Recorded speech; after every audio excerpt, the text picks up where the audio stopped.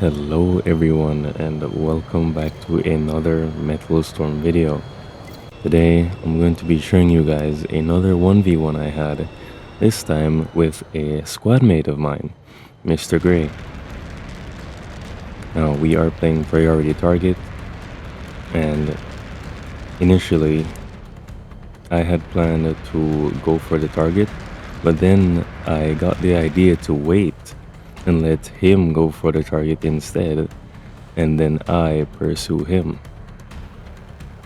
I'm gonna let you guys go ahead and watch how this turns out, and I will share my thought process.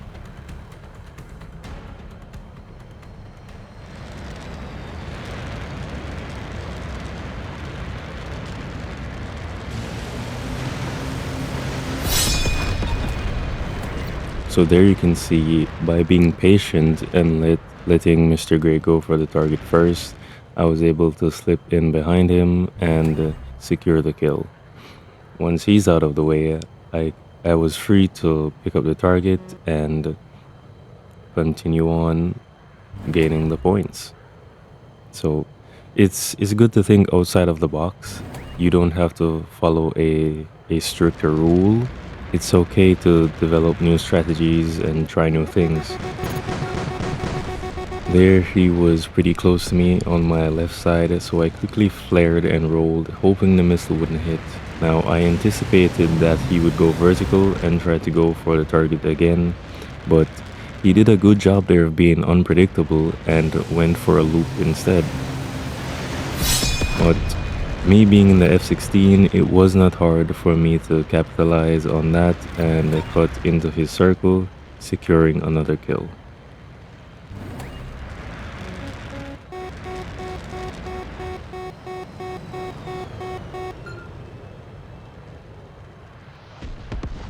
Now that I have secured the target, I'm just stalling for time so I can secure more points. And while I'm doing that, I'm trying to make my position as ambiguous as possible. I don't start maneuvering until I lose the target. I can see him go for the target up there, and it becomes very easy to follow where he will be and slot in behind him.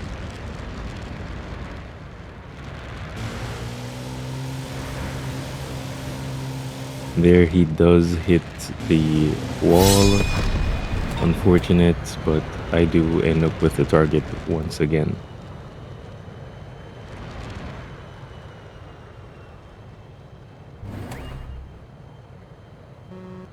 I start receiving a lock warning and I immediately start to shift my position in order to deny him a shot.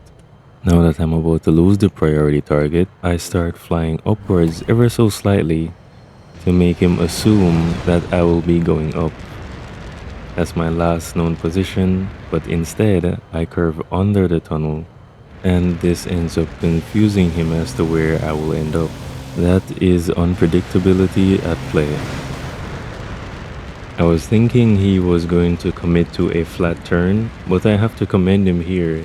He managed to juke me while going down under the tunnel, and so I reversed my turn into a one circle, assuming that he would be coming around the other side, which he does, and he almost got me there. So that was a magnificent play by him, but unfortunately it wasn't enough. With him eliminated, I moved towards the priority target to secure some more points. And with two missiles on their way, this is the exact thing I was trying to avoid. The F-106 has greater firepower than the F-16, and being caught out in the open is a death wish.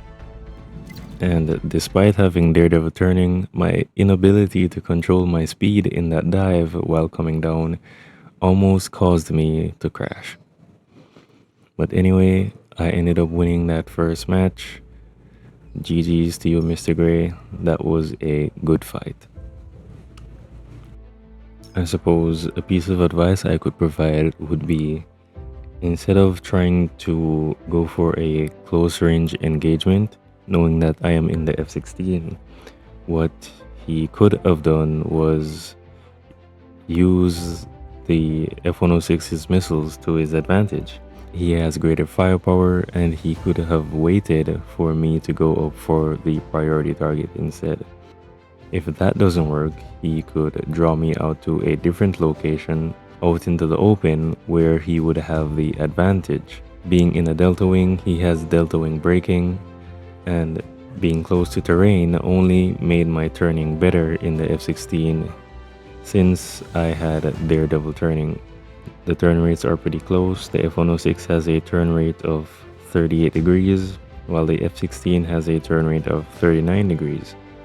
So out in the open with no terrain to help me, he would be able to use delta wing braking if it comes to that and go for a quick turn and outturn me, eliminate me, and go for the priority target.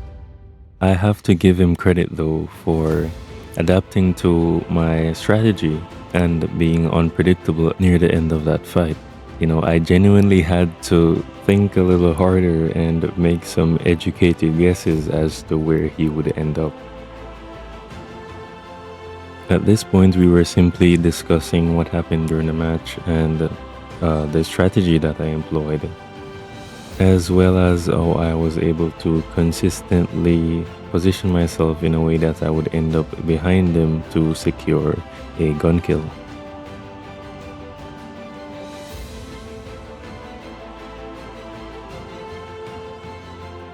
Here, Mr. Gray says he would like to go for another match, so I will give you guys a breakdown of that one as well. We decide to fly level 12s. I fly my F4 and he decides to fly his Viggen. The F4 is a heavy fighter and it has the special ability called stress turning, which temporarily increases the turn rate at the cost of HP. While the Viggen, on the other hand, is a medium fighter with the special ability rapid refuel, which essentially gives it infinite fuel. You know, it provides greater endurance during dogfights and it allows it to maintain its speed. Despite the difference in turn rate between these aircraft, you will see that during this fight, it was not as easy as you might think. At the end of the day, it comes down to pilot skill and the split-second decisions that were made during this fight. This one is a regular match of team deathmatch, so the round will end when the timer runs out and whoever has the most kills will win.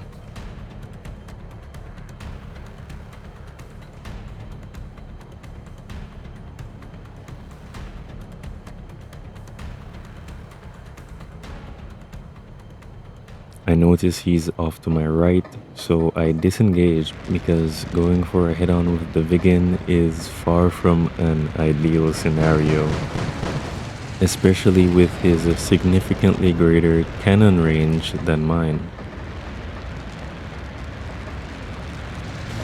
Here I go for a reversal, I miss my shots there, and we continue in a flat turn. He goes underneath, I go down as well, to the center, I nick him there, and we continue our turn, using stress turning to stay behind him, and I secure the kill. However, I did trade almost half my HP just to keep up with him, so that is one of the disadvantages I have. So I make my way to the repair pickup and regain the HP that I lost. That is a very real problem with this matchup because I will have to trade HP every time that we go for a close range engagement just to keep up with him. I make a false turn here, making him think I was going up, but instead I loop underneath the tunnel. Okay, now pause.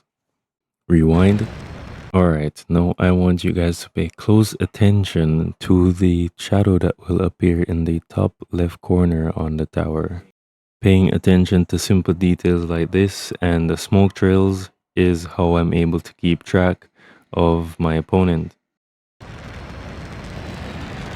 Using that information, I was able to deduce that he was going over the top, and I followed that.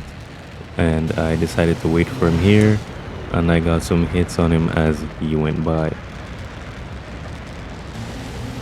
He wrongfully dumped his speed there to go over the top once again, and this allowed me to capitalize on his mistake and secure the kill. As mentioned before, after each engagement, I need to go to the repair pickup in order to maintain my HP advantage. If not, I would be left in a very bad situation where I could deplete all of my HP, and one mistake could spell disaster for me.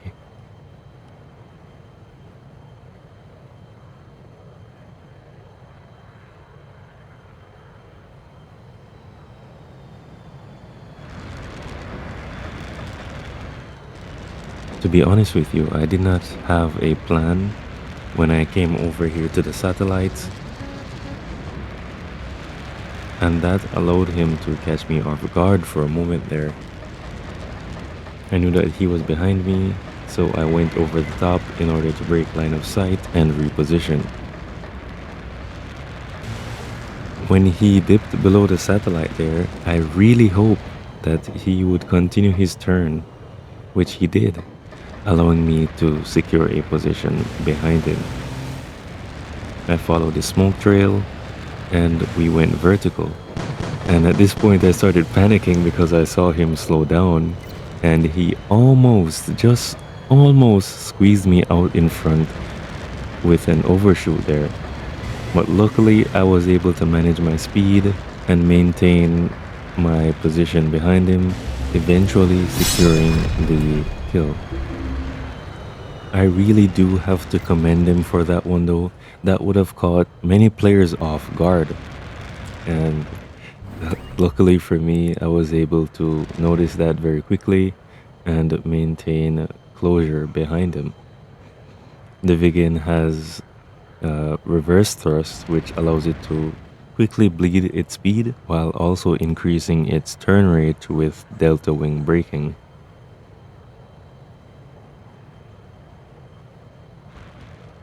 Once again, I notice him appear in front of me, so I turn away as to avoid a head-on and go for a vertical loop in order to assess his positioning.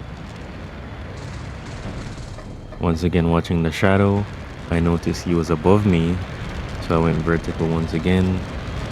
We almost went for a head-on right there.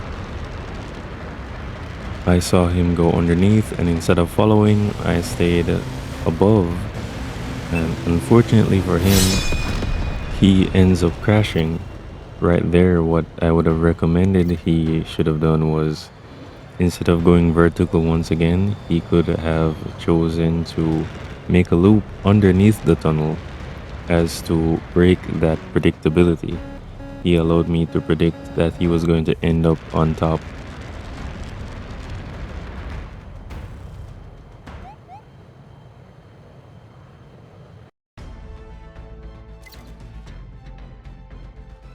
And there you have it.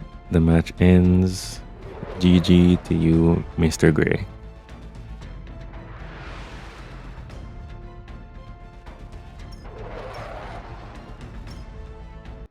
That was not an easy fight by any means. And I had a lot of fun participating in this 1v1 with you. If you see this video, GG's to you, man. That was an awesome fight. Now, the whole reason I uploaded this was to provide some insight to you guys and give you a new perspective of how you could change your strategy during dogfights and be unpredictable. When I do a custom match, it does not give a true representation, and this is another real player, and you can see the concepts that I have talked about before play out live in front of you.